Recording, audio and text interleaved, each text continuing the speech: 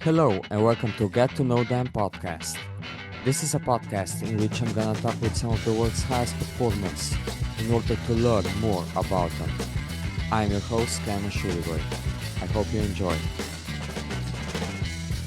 Who do we get to know today? Daniela Kleiser. And who is Daniela? What do you do? I'm a professional triathlete and I live in Germany, in the south of Germany, in a little, valley, like it's in the south of Munich. And I'm trying my best to get more professional every year. And I try my best. Okay, but let's start at the beginning. How long have you been doing triathlon? I've started triathlon 2015. I tried my first one. I did an Olympic distance, but I did only the breaststroke at swimming. So I was a really young rookie. And I rented a bike and I rented also a wetsuit. So it was, yeah, pretty, unknown for me.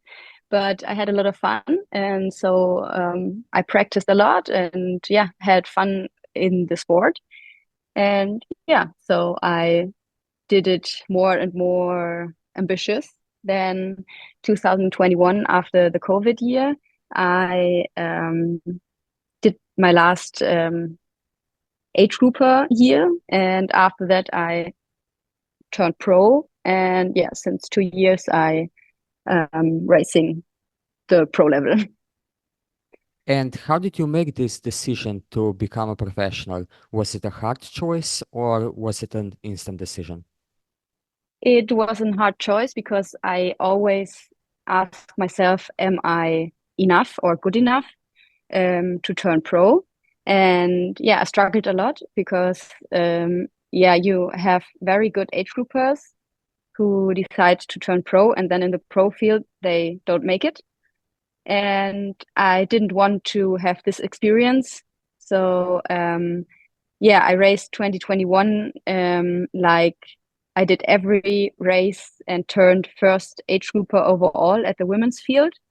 And I also compared my times with the pro field. And often it was like, okay, I would have made it to the top 10, even if I know that the pro race is a completely different race to the age grouper race.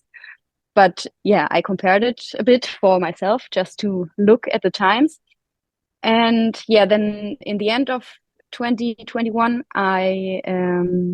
I made it to got the world champion of the age groupers at the 70.3 distance. And this was for me the clear choice to take the pro license and try to be a pro. That's quite an amazing story, I have to say. Congratulations. And Thank even you. looking at your results, you have some amazing results in the last couple of years. I saw that you also raced the PTO race in America, the famous race that Jan Frodeno won. How was it to race in the PTO race? Yeah, it was quite interesting, and it was a big chance for me to compare myself with the best 25 athletes of the world. And the chance was amazing. We had a non-wetsuit swim, and I had a big gap to the front after the swim because with the wetsuit, I always have a big gap, but without a wetsuit, the gap is even bigger because I'm a very bad swimmer. And I had a 12 minutes gap between the first one, and it was Taylor Knibb. And I think everybody knows how fast Taylor Knibb is racing and how fast she can ride her bike. And at this course, it was like a 7 loops course. And the rule was if someone gets lapped, you're out of the race. And I had a 12-minute gap, so you can imagine how close it was that Taylor Knibb would catch me. And she was 3 minutes down to catch me. So I went on my bike, and 3 minutes after me, Taylor went into her second loop. So it was very, very close. And I knew I have to bike 6 rounds as hard as I can, because otherwise I will be out of the race. I've never had this experience before, and I hope I will never have it again because it was super tough for my mind, and I had to work just against myself. It was like super, super hard, and I often thought, "Oh, I will not make it. She will catch me." But then I had like a superpower anywhere of my inner strength. I don't know where it came from, but yeah, I just gave my best, and yeah, I made it to the seventh loop without being catched from Taylor, so I could finish this race. And I also had a very good run split. I think it was the fourth time of all women they were racing at the day. Also, my bike time was not bad because I just was in under pressure. Yeah, only my swim time was very bad, but I worked hard after this race during the whole winter to this year. And I hope in the second half of this year I can show what I worked for. But yeah, it was a big learning for me that I will never get in this situation again. And I also learned that my bike run performance is pretty good, and can, yeah, I can make it if I get better at my swim performance. Yes, this is kind of a classical story of a triathlete that is a good biker and runner but struggles on the swim. So tell me, what is your favorite part of triathlon and which parts of triathlon do you hate the most? Yeah, what I hate the most is pretty clear. It's the swimming part. But what I love the most, can't tell you if it's biking or the run part. Because I love to run for sure, and I'm pretty good at running. I know it, and I can make the most, yeah, the biggest gap to the other ones. I can make it the run part, but if the course is hilly and yeah, it fits me well, I like the bike part even as much as I do like the run part because yeah, I think yeah, biking is also a great thing in the sport. And why would you say are you such a strong runner? Do you have a running background or do you just simply enjoy it and was always good at it? I don't have the running background. I was a skier before, so in my youth, and yeah, so I don't know where it comes from, but maybe I have a bit of talent. I don't know, because my running technique is not so bad. And if you have a good running technique, you always run compared to some other ones quite fast. And yeah, maybe I have a little bit of talent, but yeah, I don't have any background where I can say, okay, it's clear I ran my whole childhood, so I'm pretty fast. So no, I just enjoy it, and yeah, that's it. That's great. And it's also great to hear that you're the one everyone has to watch out for when they get off the bike and out of T2, because no matter what kind of the gap they have towards you, they always know that Danny is coming to catch us, right? I hope so because if the gap is short enough, I can make it like I often made it like if someone was 5 minutes in front of me, I always catch them. Yeah, if the gap is bigger than 5 minutes, it's hard. Then I have to have a pretty good day. But I'm able to run 116 or 117. Even in Valencia, I showed that I can make a 114. But yeah, that's not my regular run split. But maybe it will be in the future because we see the running is getting faster, and yeah, I think like Anne Haug or some other athletes showed already that even a 113 is possible. So I think yeah, maybe in the future I will get down from the 114 to 113. I definitely believe that you can do it. And I also believe that if you progress your swimming, like you said, that you were working on it, you're going to be a very dangerous athlete and one to watch out for, even in the most competitive races. Thank you. So tell me now, you obviously have some rough patches in your life and in your training. What keeps you going when the things get hard for you? This year was pretty hard for me. Last year I pulled out my wisdom teeth, and since then my immune system was very, very bad. And yeah, I struggled a lot with health issues, and yeah, it was tough to get through this mentally and physically. Um, in April, I had shingles, and this was another setback. And after it, I got a hip injury, and the hip injury was like 8 weeks, and I was down of training like 8 weeks or 7.5 weeks. And yeah, I did no running 7.5 weeks, and then I did 4 runs. And afterwards, I did a 10K run here in my hometown, and I was able to run a 36 19. So it was pretty, yeah, amazing because I like Anne Haug is always speaking about muscle memory. And this was the point where I said, yes, there is some muscle memory, and my body is also able to have a muscle memory. So now I'm much more confident than I was before because I struggled a lot in this season because I did not know how to deal with it and how to get through it, and always thought I will lose so much fitness. But now I'm much more confident that the fitness is on a okay level, and if I will prepare another month with running and with good training and with consistent training, I will make it to be the old one. So yeah, that's the most important part. That's great to hear, and I wish you all the best in the second part of the season already. Yeah, thank you. I will need it. Thank you. No, but looking at your results, I see that you've had some great results already, some successes. But I'm wondering, what has, in your opinion, been your biggest success so far? I think last year the second place at the Ironman 70.3 Zell am See. So I showed a pretty good race there.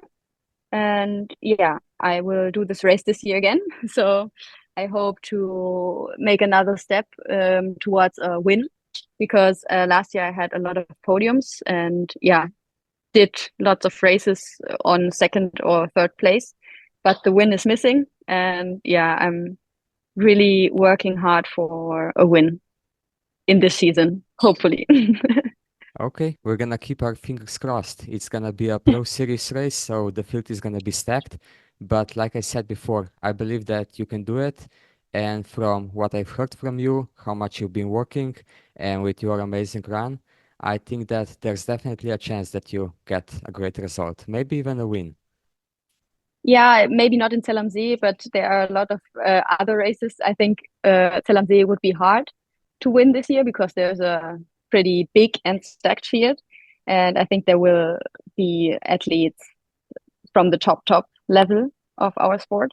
But yeah, there are some other races coming up. So yeah, I think I have some chances left this year to show what I can. And even if it's not a win, I just want to have a good race because Apfelland and St Pölten this year, I felt not good because I it was a short time after my shingle infection, and also my hip injury was already there, so it was not the feeling was not good, and I know the bike was not my potential. It was down below, far from what I can. Okay, I understand that. Let's take a step away from triathlon now for a bit to a bit more general questions. Tell me, what is something that you wanted to do for a long time but just haven't done it yet? Oh, that's a good question. Oh, oh, I don't know really what I wanted to do, but I think there's nothing really what I wanted to do, but I always was aiming for, or I am aiming for a life what is a little bit more chill than it is at the moment, and where I have more time for myself. But yeah, I think that's not a thing what is not possible. Okay, I understand that. If you could only eat one food for the rest of your life, which one would it be? I think pizza. Okay, that's a race choice.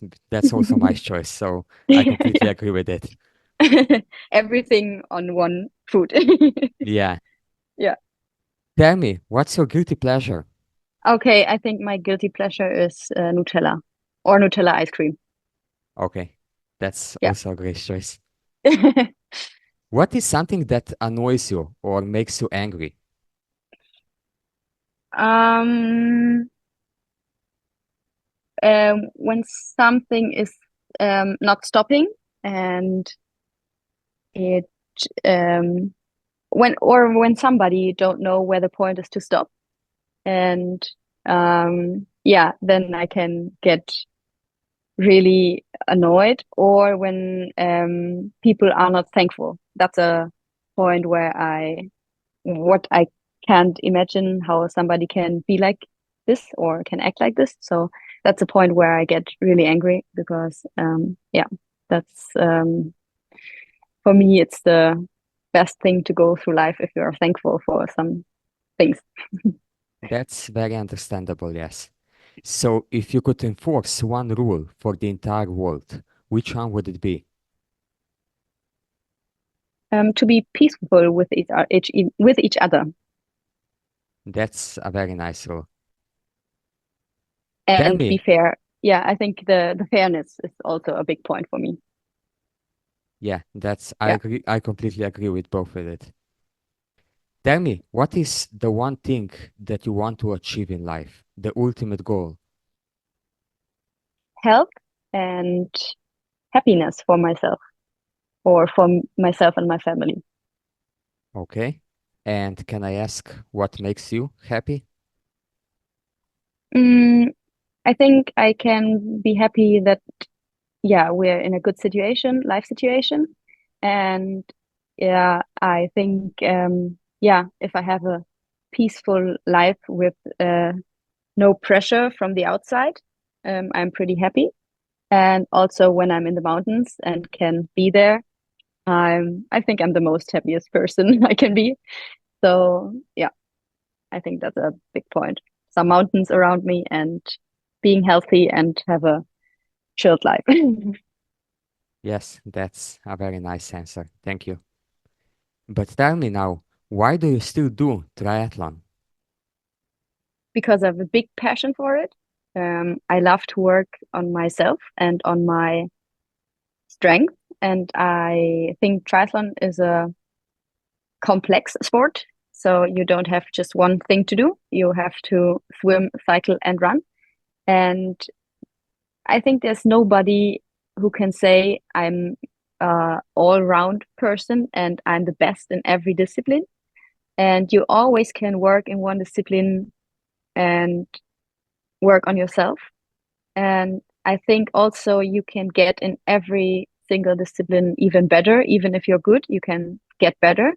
And that's what I'm aiming for, to get better and give my best. And if the best on the day is like the time it is on the day, then it's the best I could do. Yes, that's a very nice answer. And obviously, triathlon is one sport, but if you weren't a professional triathlete, but you could be a professional in one other sport, which one would Yeah, you choose? I would choose running definitely because if you're traveling, you don't need a bike case and everything. You just need your running shoes and you can pack it into to your hand luggage and travel around the world. So it would be the easiest. But if I have to choose it, I would choose running. But I think yeah, it's too yeah. I don't have the passion for doing running only. Okay, understand that. And it's obvious from what you've said until now that you're very passionate about triathlon and improving and reaching some higher goals, which is very nice to hear. And I'm very glad that you're so keen on improving and getting even better, especially because you're still very young and you have so much more that you can achieve. Yeah, I hope so. But yeah, things don't go as planned always. So you have also some hurdles to jump over. And yeah, I think the biggest part for me will be to jump over every single hurdle and take it and learn from everything what will get into my way. And yeah, but I will try my best. Well, I'm keeping my fingers crossed that you manage to do that. Thank you very much. At the end of the podcast, I let my guest leave a question for the next guest that is coming on the podcast. My previous guest on the show was Rebecca Enderbury. She's a professional triathlete from Great Britain, and Mhm. she wants to know what's your secret talent? My secret talent is I have two secret talents nobody knows. Maybe Okay, some person knows. I played the violin like, I don't know, 10 years or longer. And sometimes I do it in my spare time. And my other secret talent is to cook and bake. that's a very nice talent to have. I mean, both are very nice talents to have. Yeah, sometimes yes, sometimes. Yeah. So Yeah. tell me, Daniela, what is your question for the next guest on the show? Um, I want to know if the next guest, what is the strangest thing the next guest did in his life? Okay. Weird or strange? Okay, that's a very interesting question, and I'm Yeah, looking forward to hearing the answer. yeah, me too. Anyway, it was a real pleasure talking to you, Daniela. Thank you so much Yeah, for taking your time. It was thanks. lovely to meet you, and I hope that a lot of people also get inspired by your happiness and the willingness to work to progress and achieve great things in life. Tell me, if people want to learn more about you or maybe follow you, where can they find you? Ah, first, thank you for the invitation. It was very nice to have a little talk to you. And the people can find me on Instagram or Facebook, but it's the same things I post there. So it's Dani Kleiser Tri or something, but you will find me if you put my name into the search option. Okay, and I'm gonna make it even easier and I'm gonna put the link into the show notes. So Perfect. nobody will have absolutely no problem finding you. Like I Perfect. said, That's great. it was a real pleasure to talk to you. I wish you all the best in the second part of the season and obviously in the next seasons that come. Thank you. I wish you all the best and yeah, hope to see you soon anywhere on this world.